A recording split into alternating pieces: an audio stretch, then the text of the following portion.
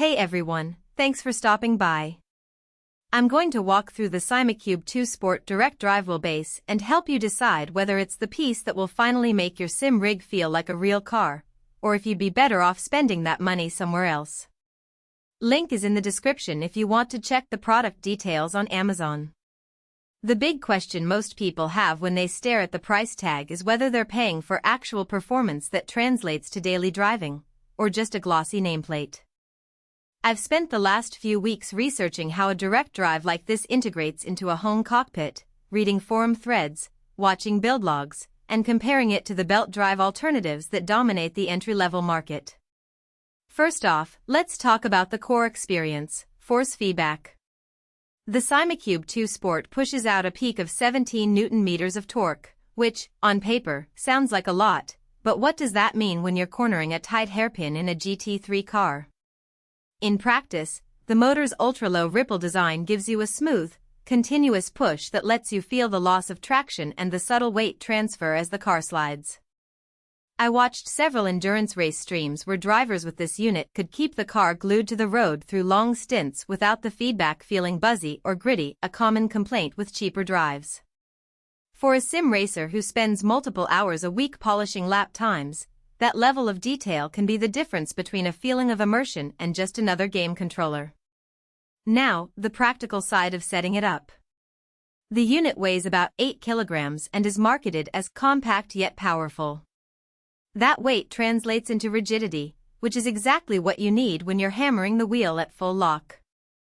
Most rigs I've seen use a sturdy aluminum or steel frame, and the Simucube's mounting points line up with standard 3-inch rail systems, making it straightforward to bolt in.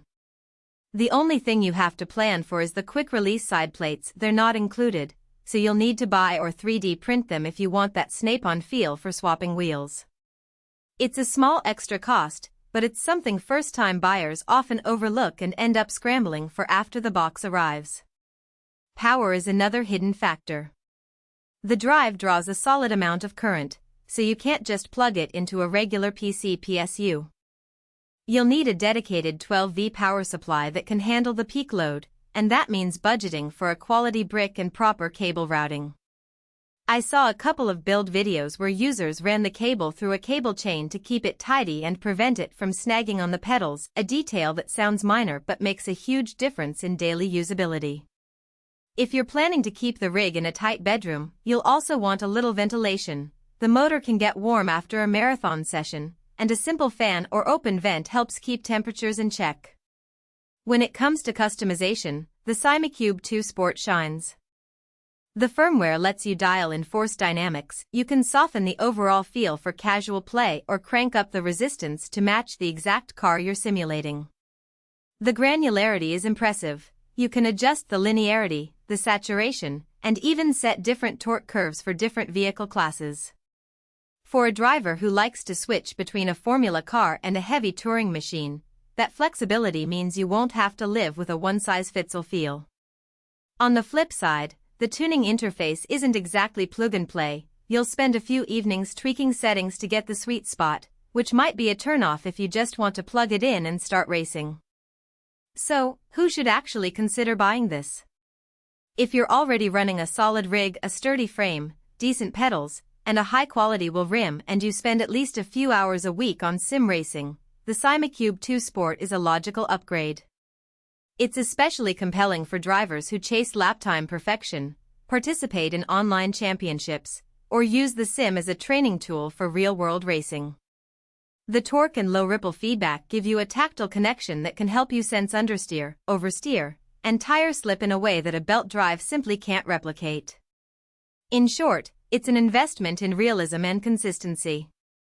Conversely, if you're a casual gamer who plays a few races on weekends, or if you're still building your first rig, this isn't the place to start. The price point is high enough that you could buy a complete wheel and pedal set that already includes a decent force feedback motor and a quick-release wheel. You'd also need to factor in the extra cost of a power supply, possibly a custom quick-release, and maybe even a sturdier frame if your current setup wobbles under load. For those folks, A belt drive like the Fanatec CSL or a mid-range direct drive such as the Thrustmaster T300RS might give you a more balanced entry point without the need for additional accessories. Let's talk value beyond the headline specs. The Simucube.